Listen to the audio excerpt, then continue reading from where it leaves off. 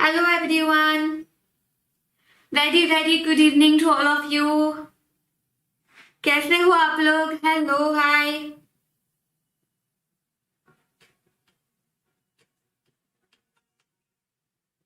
Very good evening to all of you. कैसे हो आप लोग?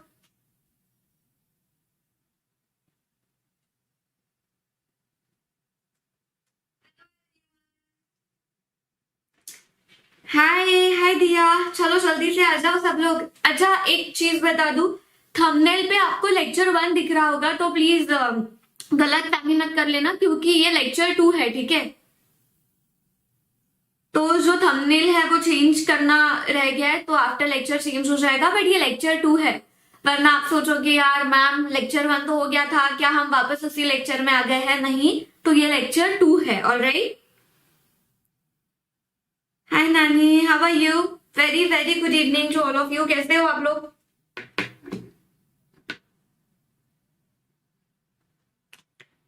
आ जाओ जल्दी से. क्या हम स्टार्ट करें? Am I perfectly audible? आवाज ठीक है? सब कुछ ठीक है? Am I audible? Is my voice okay?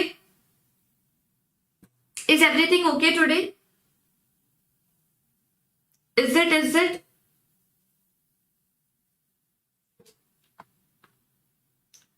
चलो लेट्स स्टार्ट.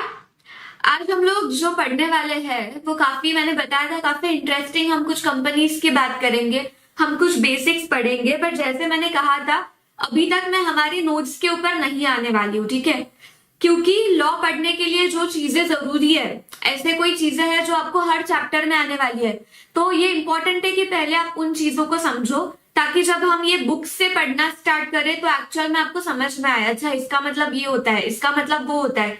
तो सीधा बुक्स पे नहीं जाएंगे, पहले आप हमारे मैं आपके सारे बेसिक्स क्लियर करूंगी. तो कल के ओके, वॉइसेस ओके, ग्रेट. तो कल के लेक्चर में मैंने आपको कोई चीजें बताई थी. जैसे मैंने बताया था कि ये लॉ कैसे आया, लॉ कब आता है, कैसे आता है, बिल कैसे पास होता है. फिर मैंने बताया था कि लॉ और एक्ट में कोई डिफरेंस है क्या, अगर डिफरेंस है तो क्या डिफरेंस है, लॉ मतलब क्या, एक्ट मतलब क्या. तो एक छोटा सा क्वेश्चन स्टार्ट करने से पहले पूछ लेती हूँ, मुझे कौन बता सकता है कि क्या डिफरेंस है? मैंने कल अच्छे से आपको एक्सप्लेन किया था कि लॉ में क्या क्या होता है और एक्ट मतलब क्या होता है. तो क्या डिफरेंस है? टाइमिंग यही है. ये कौन है? पबजी. आपके रियल नेम से आ जाओ. टाइमिंग यही है. ठीक है, पबजी छोड़ो, अभी सीए बनना है तो क्या डिफरेंस है? बोलो ना. लॉ मतलब क्या और एक्ट मतलब क्या? कौन सा ब्रॉडर टर्म है? मैम लॉ ब्रॉडर टर्म है ना. आपने बताया था एक्ट ये लॉ का एक पार्ट है, तो लॉ ज्यादा बड़ा है. तो लॉ में क्या क्या आता है? एक्ट आता है, रूल्स आते हैं और रेगुलेशंस आते हैं. इफ यू रिमेम्बर मैंने आपको बताया था प्रिस्क्राइब. सो एज में भी प्रिस्क्राइब, जब भी ऐसे कुछ लिखा जाता है कि इसके लिए टर्नओवर इतना होना चाहिए, कि पेड अप कैपिटल इतना होना चाहिए, तो 100 करोड़ पेड अप कैपिटल होना चाहिए, या एज में भी प्रिस्क्राइब. तो यहाँ पे एज में भी प्रिस्क्राइब को हम लोग क्या कहेंगे, वो कहाँ पे लिखा हुआ होगा? रूल्स में लिखा हुआ होगा मैम. और रूल्स जो होते हैं उसकी पावर किसके पास होती है? तो रूल्स की पावर होती है गवर्नमेंट के पास. सेंट्रल गवर्नमेंट के पास रूल्स की पावर होती है. तो सेंट्रल गवर्नमेंट चाहे तो वो पावर्स, वो जो लिमिट्स है वो बढ़ा सकता है. पावर्स का यूज करके वो लिमिट को बढ़ा सकता है, राइट. बट क्या ऐसा हो सकता है क्या कि फिर सेंट्रल गवर्नमेंट अपनी पावर्स का गलत इस्तेमाल करे? जैसे मान लो कोई बड़े बड़े बिजनेसमैन होते हैं, उनको फेवर करने के लिए आपने कई बार सुना होगा कि जो बीजेपी गवर्नमेंट है वो इस बिजनेसमैन को फेवर करती है या उस बिजनेसमैन को फेवर करती है. अभी सच्चाई हमें नहीं पता, मैं यहाँ पे पब्लिकली कोई कमेंट नहीं कर रही हूँ, बट ऐसे हमने सुना है. तो क्या सेंट्रल गवर्नमेंट किसी कंपनी का फायदा करने के लिए, किसी कंपनी को फेवर करने के लिए, क्या उनके लिए ये लिमिट्स बढ़ा देगी? कोई भी लिमिट मान लो, कोई भी लिमिट उनके फेवर के लिए बढ़ा देगी? ऐसा तो हो सकता है, राइट. गवर्नमेंट किसी का फायदा करने के लिए लॉ में चेंज कर देगी अगर सीधा हमने सेंट्रल गवर्नमेंट को ये पावर दे दिया है तो ऐसे केस में क्या होता है ना, सेंट्रल गवर्नमेंट को कहा जाता है कि आप टाइम बढ़ाओ, बट आपके पास एक लिमिट है. मतलब आप वो लिमिट बढ़ाओ, बट फिर भी आपके पास एक लिमिट है। जैसे मान लो 100 करोड़ से आप मैक्सिमम 500 करोड़ कर सकते हो, बट 500 के ऊपर आप नहीं जा सकते हो। मतलब बेसिकली सेंट्रल गवर्नमेंट को भी एक अपर लिमिट दिया जाता है कि चलो आपको हमने पावर दी कि आप रूल्स में आपका लिमिट लिखो, बट इतना भी मत उड़ो कि आप कुछ भी करो। मतलब 100 का 1000 कर दो, इतना भी मत उड़ो। तो आपको भी एक लिमिट दिया गया। जैसे मैंने कल एग्जाम्पल दिया था कि आपको घर पे आना है 7 बजे के पहले, बट रूल्स में लिखा हुआ है कि अगर आप क्लास के लिए बाहर हो तो चलेगा, बट वहां पे भी अपर लिमिट डाला गया कि क्लास के लिए भी आप 10 बजे के बाहर नहीं रह सकते हो। मतलब अगर आपका कोई क्लास 11 बजे तक चल रहा है तो आप बाहर नहीं रह सकते हो, आपको 10 बजे से पहले अंदर आना होगा। तो बेसिकली रूल्स में भी क्या डाला गया, एक अपर लिमिट डाला गया। तो ये अपर लिमिट डाला जाता है सेंट्रल गवर्नमेंट के पावर्स के लिए भी, ताकि वो उन पावर्स का गलत फायदा ना करे, किसी बिजनेसमैन को फेवर करने के लिए वो गलत चीजें ना करे। तो ये बात हो गई हमारी रूल्स की। फिर मैंने आपको बताया था रेगुलेशंस के बारे में। जैसे कभी आरबीआई कोई पावर का यूज करके कुछ लिमिट ये कर देता है या कुछ चेंजेस कर देता है लॉ में, तो उसे कहा जाता है रेगुलेशंस। तो ये जो हमारा लॉ होता है वो हमारे एक्ट्स, रूल्स और रेगुलेशंस को लेके बनता है। तो यहां तक हमने डिस्कशन किया था। तो आज मैम आप क्या पढ़ाने वाले हो? तो आज हम ऐसी कोई बेसिक चीजें पढ़ाने वाले हैं जो शायद आपने फाउंडेशन में नहीं पढ़ी होगी, और आज क्लियर हो जाएगा कि आपके फाउंडेशन के बेसिक्स कितने क्लियर थे। तो सबका ध्यान अभी यहाँ पे, आज भी थोड़ा सा मोटिवेशन होगा।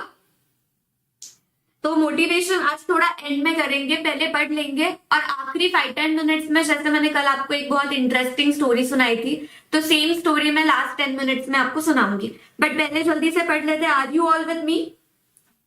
और एक चीज मुझे जाननी है कि कल मैंने आपको सिलेबस के बारे में बताया था कि कितने मार्क्स का है। 100 मार्क्स का पेपर है, तो 70 मार्क्स का क्या आएगा, 30 मार्क्स का क्या आएगा, कौन से एक्ट है। तो किसने किसने घर पे आफ्टर लेक्चर आपकी बुक ओपन करके देखी? हाँ चलो, अभी मुझे तुरंत मत बताओ मैम हमारी बुक तो अभी तक आई नहीं है, आपने अभी तक बुक नहीं दी है। चलो आईसीआई का मॉड्यूल है ना, वो कितने लोगों ने ओपन करके देखा कि कितना सिलेबस है, क्या क्या है, कौन से चैप्टर्स है? कितने लोगों ने जेन्युइनली ये बुक खोल के देखा कि क्या क्या है, हमारा लॉ का बुक कैसे रहने वाला है? या कल क्लास में आए थे और आज सीधा उठ के वापस सेकेंड क्लास में आ गए? जेन्युइन आंसर करना है। जितने लोग यहाँ पे हैं सबने मुझे अच्छे से बताना है, बोलो जल्दी।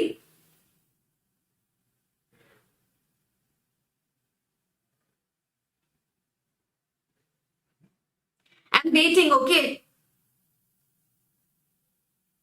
अगर बुक ओपन नहीं किया ना, तो यहाँ पे मैं एक बात बता दूं, आपको कोई कितना भी बोले कि क्लासेस कर लो पास हो जाओगे, क्लासेस कर लो पास हो जाओगे, सीए इतना इजी नहीं है कि क्लासेस करके पास हो जाओगे। आपको मेरे साथ साथ आपको भी एफर्ट्स लेने होंगे कि जो क्लास में हो रहा है वो आप घर पे देखो कि हाँ मैम ने आज ये बताया तो मैं देख लूं क्या क्या क्या है। और जब आप वो साथ साथ में करोगे ना, तो ही आपको कॉन्फिडेंस आएगा, क्योंकि क्लासेस तो दिसंबर में खत्म हो जाएंगे। फिर आप जैन टू अप्रैल क्या करोगे? कुछ भी नहीं करोगे, सीधा अप्रैल में बुक्स खोलोगे क्या पढ़ाई करने के लिए? तो मान लो फिर जो भी क्लास में मैंने पढ़ाया वो आपको याद ही नहीं रहेगा, आपको कुछ भी एग्जाम्पल्स नहीं याद रहेंगे, कुछ भी चीजें याद नहीं रहेगी।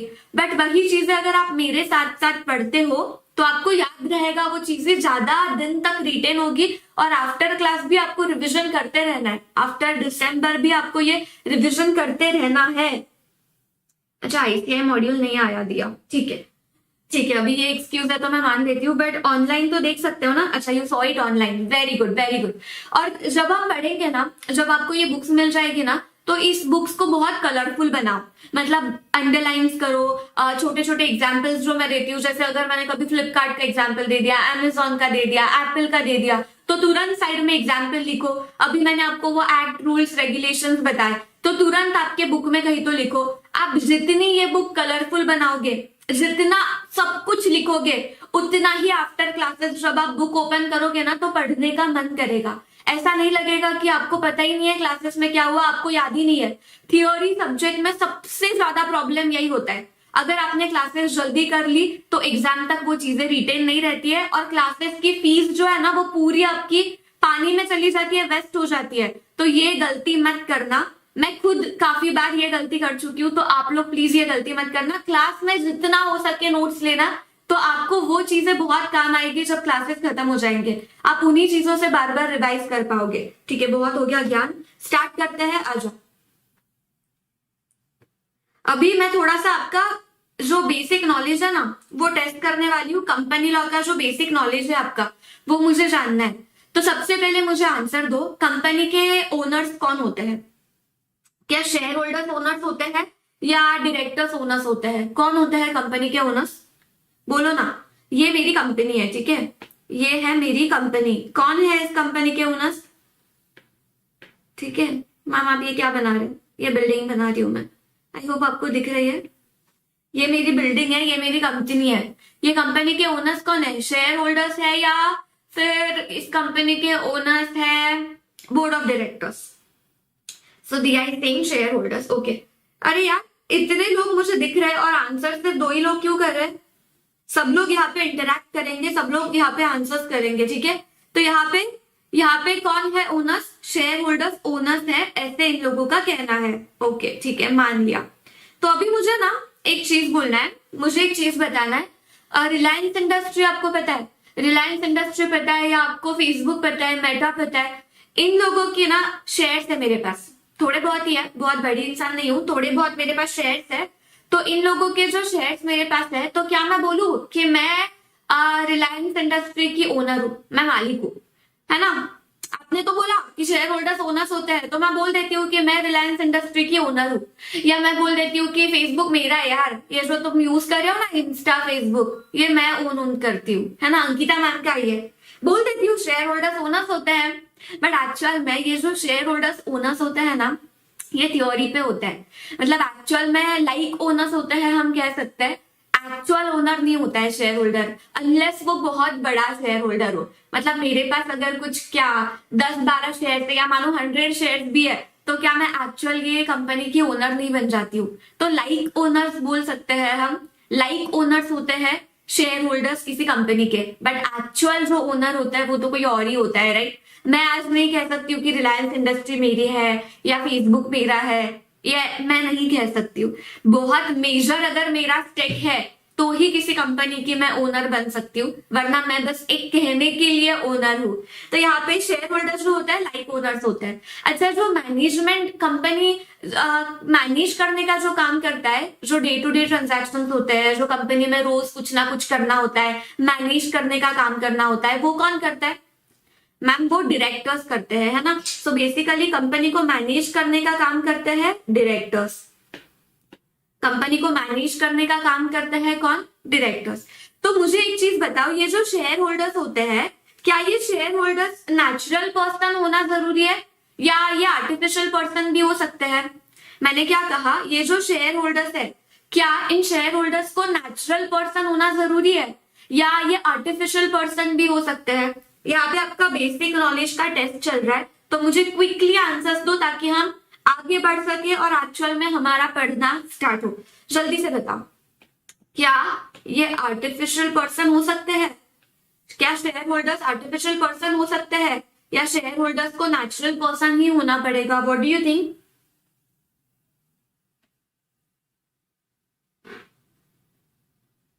आर्टिफिशियल पर्सन मतलब समझते हो ना? आर्टिफिशियल पर्सन मतलब पता है ना, कोई भी कंपनी या कोई भी बॉडी कॉर्पोरेट आर्टिफिशियल पर्सन जो हमारे जैसा नहीं है, नेचुरल पर्सन नहीं है, जो नेचुरल बर्थ से नहीं हुआ है।